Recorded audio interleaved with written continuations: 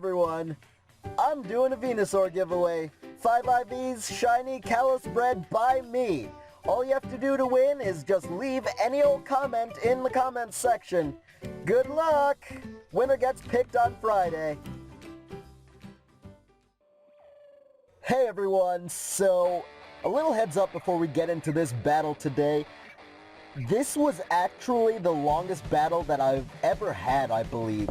So I had to cut out a whole lot of it to make it so it was a reasonable length for you guys.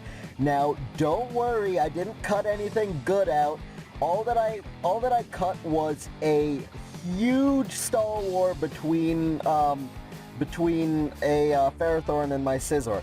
And you still actually get a reasonable portion of that anyway, just so you know what you're missing for like 50 turns. Literally, the match ended up being about 74 turns. So, let's get into it. Alright, so Jared's coming out with his challenge, and he's going to lead off with his Ferrothorn, and I predicted that, so I went with my Murkrow, which I actually kind of felt was my best thing for the Ferrothorn. Turns out I don't have any fire moves on this team, so I'm probably going to need to address that soon.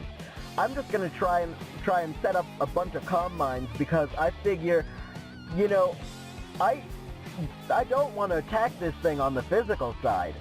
Either way, though, he's going to withdraw, go out into his Excadrill as I set up one more Calm Mind. And now I'm just going to take advantage of my Prankster ability here and go for the Feather Dance to lower this thing's attack. So I figure he shouldn't really be able to do much to me, but he actually gets the crit, which really is unfortunate because my Murkrow goes down without being able to do anything. So I come into Scizor now, that scares him out, into his Charizard, and I defog his hazards away, which is nice, but I'm gonna get demolished by this Charizard, so I get out of there, go into Shukaku, my Tyranitar. Now, I was expecting Charizard Y. That's why I went into Tyranitar, because I knew I would be able to take special hits. But he's Charizard X, and I'm actually kind of surprised that he switched out. Either way, though, he makes a nice play going into his Gengar, because I go for the Earthquake, and he is not going to take any damage from that. Now, I decided to play risky, and I went for the Dragon Dance, which paid off because you saw he missed the Focus Blast. Now, Mega Tyranitar, after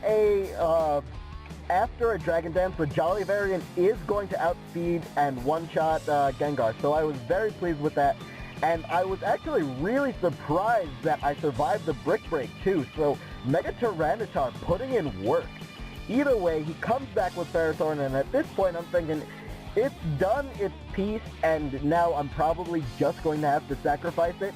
However, I actually survived because he doesn't hit the Leech Seed, so I get another nice chunk of damage off, bring this Ferrothorn down into the red as I go down to the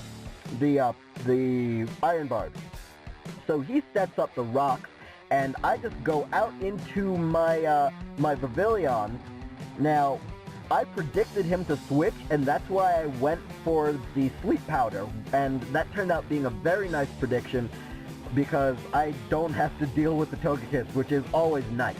Now, my Feraligator's in, and I'm just going to Swords Dance here, but he is going to go for the Dragon Dance. Now, we're both set up, and I am going to try and get some damage off with this Aqua Jet. It does about half, but that Dragon Claw, Tough Claws, Dragon Dance, that is too much, and Feraligator goes down. So, now I'm into Flora.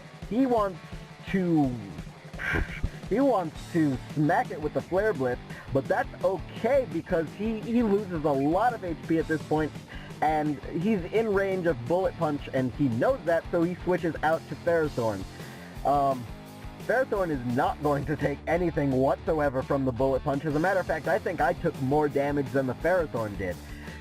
So, okay, at this point, I'm just going to Swords Dance. Now, here's the thing. The first Swords Dance, yeah, maybe even the second one. I should have started attacking at the second one, but me, I was like, no, I'm gonna get to full attacks before I start attacking this thing. So he seeds me, I'm gonna get to max attack, in just a second here. Just a second. But he's actually going to switch out into his Togekiss just as I achieve that.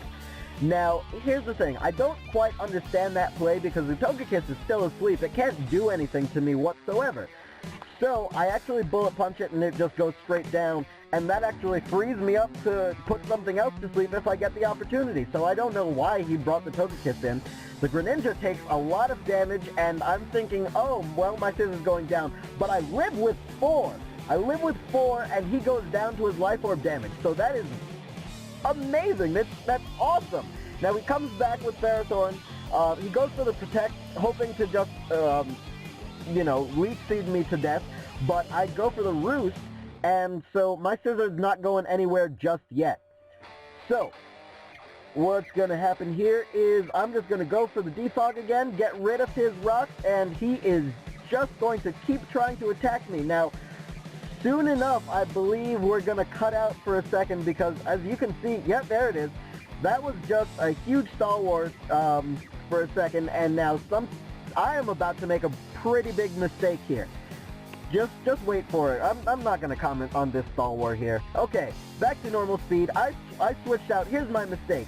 I was thinking maybe I could get in there with Pavilion, but I had forgotten about the Rocks. I actually live with 1 HP, but he took that turn to Power Whip, and so Pavilion comes in and dies. I have just my Scissor left, I believe. So, Scissor's back. I'm gonna just try and get back to full attack at this point. Yeah, see, cut out again there because that was just turns and turns of stall.